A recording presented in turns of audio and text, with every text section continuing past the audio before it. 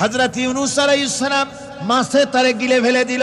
হতাশায় তিনি heart fail করেন নাই। মাছের পেটের মধ্যে যদি কেউ চলে যায়, বেরিয়ে যাওয়ার জন্য কোনো ব্যাকডোর আছে নাকি? কোন পালাবার কোন রাস্তা আছে? মাছের পেটের জানালা দরজা আছে?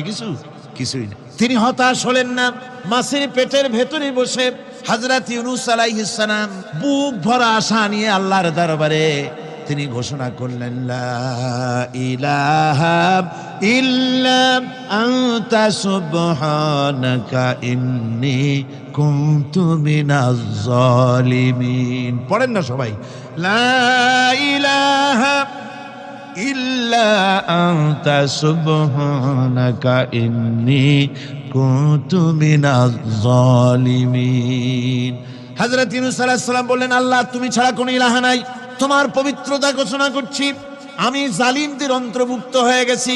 তিনি যখন চিল্লাচ্ছিলেন, মাছের পেটের ভিতরে বসে যখন কাতরুক্তি করতেছিলেন, আল্লাহ বুঝি তখন শোনেন নাই সে কথা? কি বলেন? আল্লাহ বুঝি তখন তন্দ্রায় বা নিদ্রায় ছিলেন? না, আল্লাহ পাক কি ঘুমান? তন্দ্রায় যান? লা তাখুযুহু সিনাতুন ওয়ালা নাওম।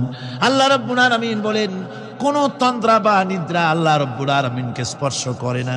হযরত ইউনূস আলাইহিস সালাম যখন মাছের পেটের ভিতরে বসে চিৎকার মারলেন, আল্লাহ পাক বলেন, ইউনূস রে, তোমার ওই ডাক কেউ শোনে নাই।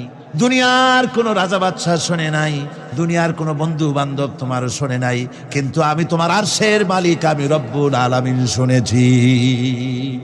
শুধু শুনি নাই, সঙ্গে সঙ্গে জবাব দিয়ে দিয়েছি।